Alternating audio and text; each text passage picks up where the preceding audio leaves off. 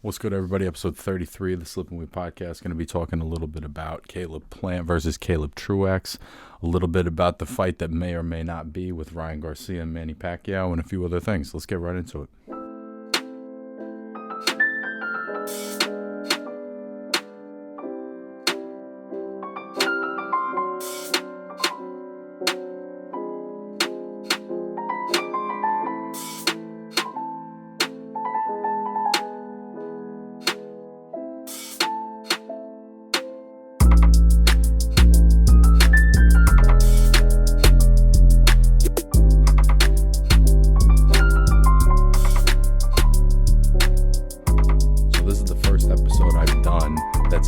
My 1 year anniversary of starting this podcast. I could have probably talked about this last week, but I honestly didn't think of it. And then I was looking down my episode catalog, and it said that the first one was, I want to say, January 30th, 2020.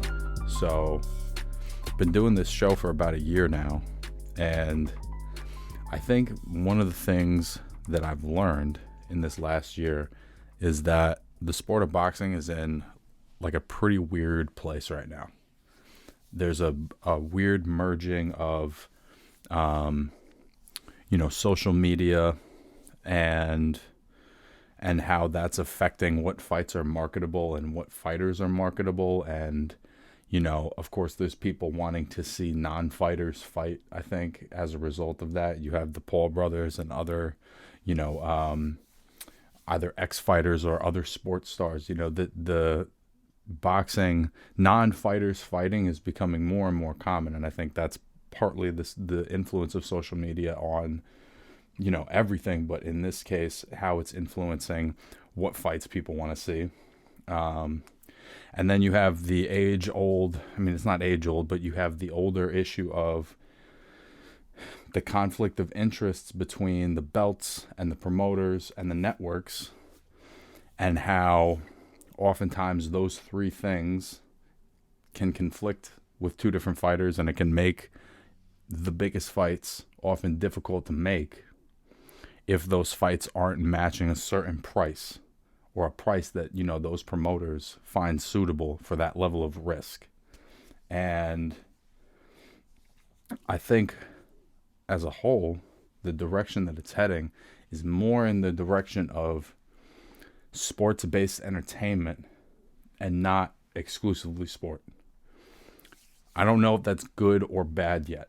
I guess I don't personally like it when non-fighters get these incredible opportunities on these gigantic platforms. I've seen hundreds of guys in boxing gyms that I know that are nobody, that maybe have not even had a fight, that I know, could beat either of those kids, but because of their influence, in that way, they're able to jump the line on those opportunities.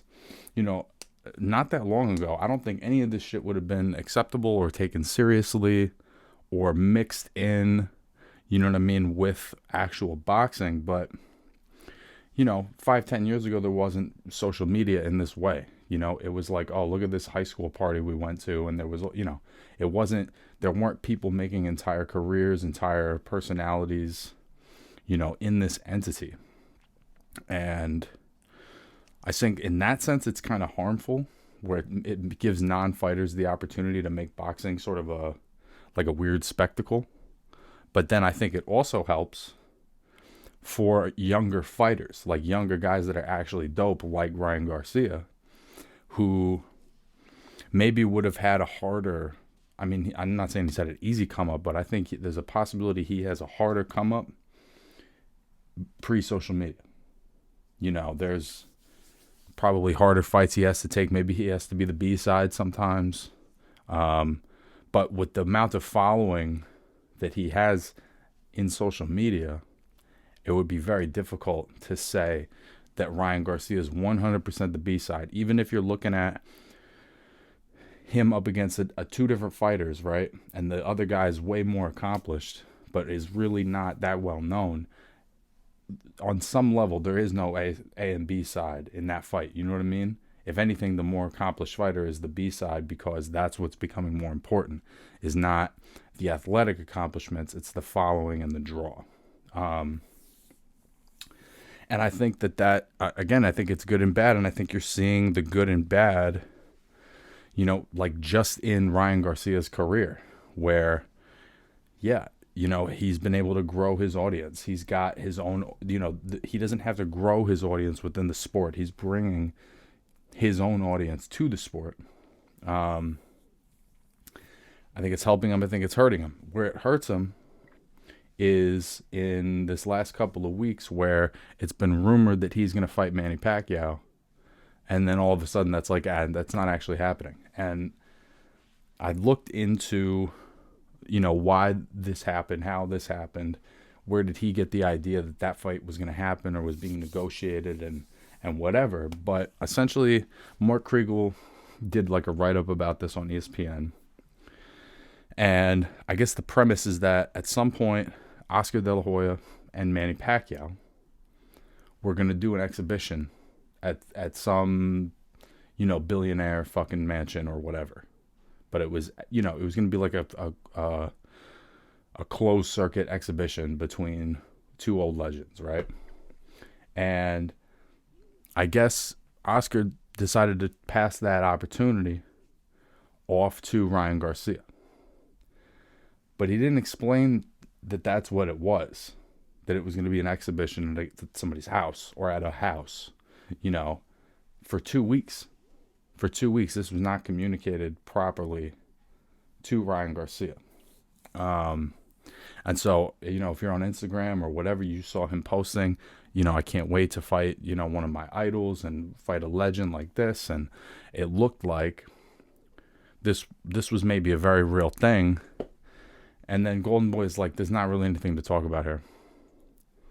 And it's like, what are you fucking talking about? There's been, all of this talk about this fight that people would actually want to watch. And there's all of these other fights that Ryan Garcia could and should be pursuing that he's not, because he thinks that this is actually going to happen. That he's actually going to have a real fight with Manny Pacquiao. And of course he would want that fight. You know what I'm saying? I think he's a real fighter. So he's not afraid to get in with anybody. Of course he would want that fight. I think, of course, Pacquiao would want that fight, right? He's an all-time legend. I'm guessing he doesn't feel like there's really anybody that can beat him right now. That's probably how he feels about it, right? And he knows that this kid's a big draw. So it's a great opportunity for him. He's fighting somebody that's kind of smaller than him, and it's kind of a win-win situation. It's going to make a lot of money, It's absolutely a super fight. So it's like, of course, these guys would want to have this fight. But I don't think either of them would ever be interested in fighting each other in an exhibition. They're both active fighters. Garcia is trying to build a legacy. He's trying to create a career. He's trying to, because I think in this social media world, he's famous now regardless. But he's trying to be a real fighter. So if he wants to be a real fighter, he has to have a real fight with Manny Pacquiao. He can't have a sparring session. So this is why, I'm kind of the opinion that he may want to consider leaving Golden Boy. Because moves like this and a lack of communication, it's just obvious that they're not valuing him the way that they should. Because this is a guy that could do a lot of shit in the sport, man. He's got the draw, he's got the skills, he's got the heart, he's getting better, He's shown some vulnerability, so he's going to be in good fights. And so kind of lying to him about this and making it seem like there's an opportunity there that isn't there, that shit's dirty, man. Because now there's been weeks, literal weeks since the Luke Campbell fight, about a month. And if this is what they've been focusing on, they're not negotiating other fights. And there's a lot of fights out there that he could be taking, right? The Devin Haney fight would be easy to make. I think the Tank Davis fight is probably easy to make. Teofimo Lopez, Nakatani, Then there's that next tier down that is basically, you got Lomachenko, you got Linares. There's guys at weights above and below that I would love to see him fight. If he fought Jose Zepeda, if he fought Shakur Stevenson, he fought the winner of Ramirez Taylor, the winner of Valdez and Berchelt, Regis Prograis. Like, I could just keep talking about all these great fights that he could be a part of, that nobody's negotiating because they're trying to pretend like he's going to get a Pacquiao fight. Like, it's not that simple. So I feel like he's really getting done dirty right now. Like, I think that he really doesn't need them like that. And I think he needs to take that risk, take that leap, and do it independent. And if he has to do what Canelo does, what Mikey Garcia does, what a lot of these top guys do, and sign either, one fight contracts with a promoter to make certain fights happen, maybe he needs to do that because he's already got that worth. He's already got that audience. He doesn't need Oscar De La Hoya to get his audience. He doesn't need it. That's the good part of the social media world. So he needs to, I think, remove himself from that situation. If he needs to do one fight deals with certain promoters, do them. And outside of that, he's the money man. He's the cash cow. So people kind of have to come to him, and he has to hold it like that. And also, if there's fights that he's eager to make, he needs to have the flexibility to really go for it. So that's my take on that. And I think that, he really should think about finding a new promotional situation overall.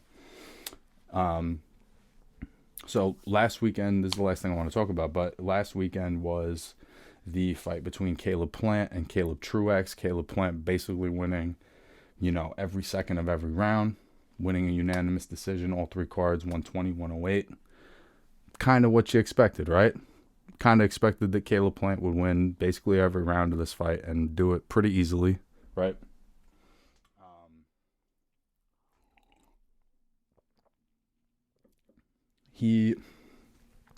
I always kind of have the same feeling after I watch him fight. Like, his skills are crazy. He's got great defense. He's got great movement. He's very elusive. He's very coordinated.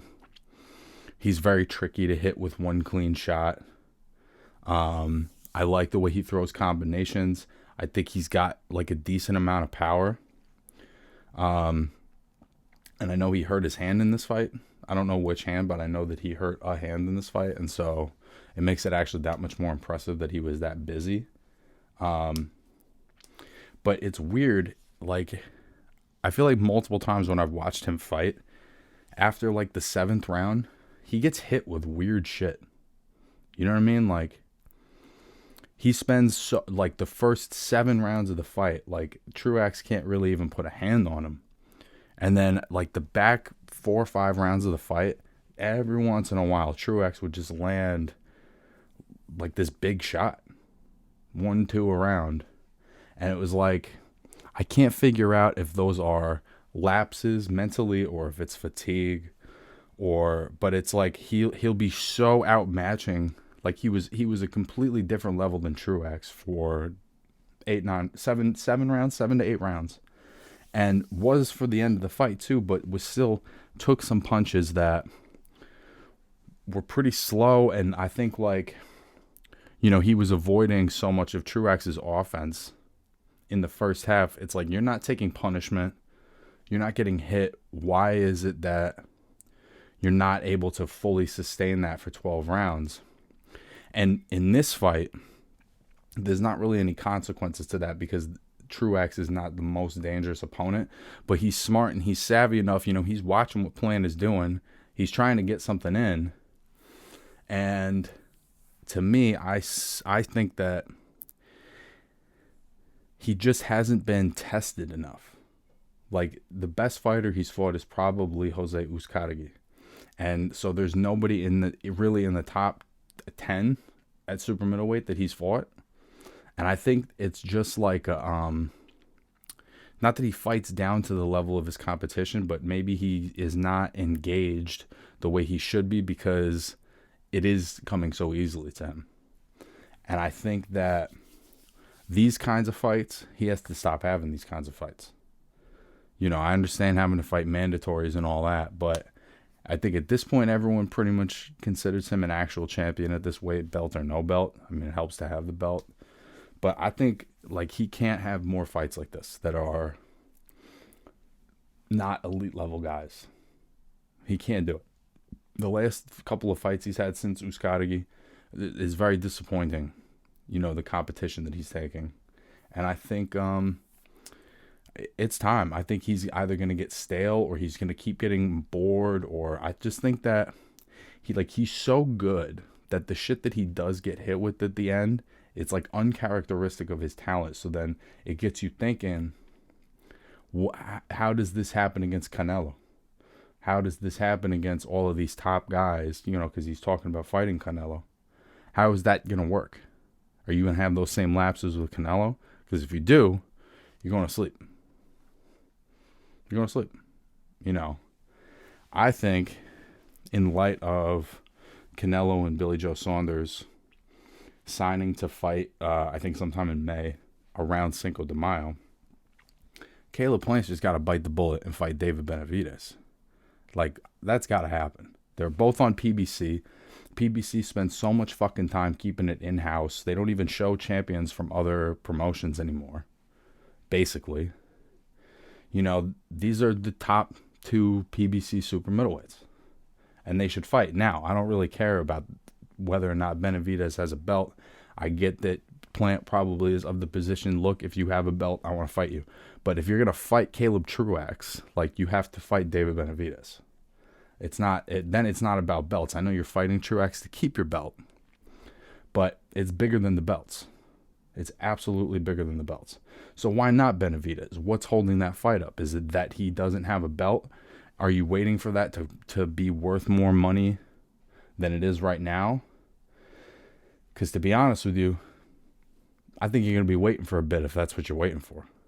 So that's a fight I think he should make right now. And if he can't get that fight, he needs to fight another top guy at 168. He needs to fight Callum Smith. He needs to fight Danny Jacobs. He has to take on, you know, somebody in the top bracket of super middleweight.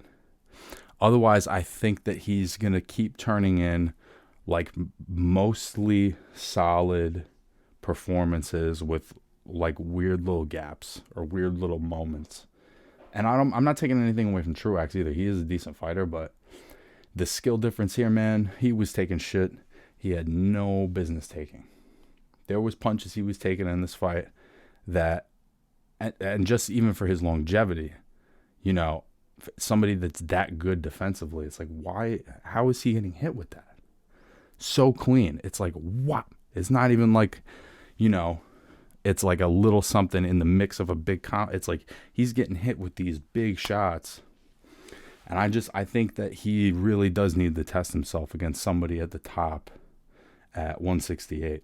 And I think if he doesn't, that there's the potential to get stale. And sometimes this is what these promoters do, man. If they don't have a big talent pool at a certain weight class, they hold out, you know, hoping this fight's going to wind up being worth all this fucking money. And then it may or may not happen. You see it all the time, man. Fucking Gamboa and Juan Manuel Lopez never fought. And now they're both, you know, they're both done. You know, sometimes those fights just don't happen. So if you don't take it while it's viable, because you think it's going to be worth more, there's a good chance you miss out on that fight. So, yeah, that's episode 33 of the Slip and Weave podcast, guys. Thanks for listening, and thanks for listening for a whole year. I look forward to doing this for another year. Keep getting better at it, and I hope you enjoyed this episode, guys. Peace.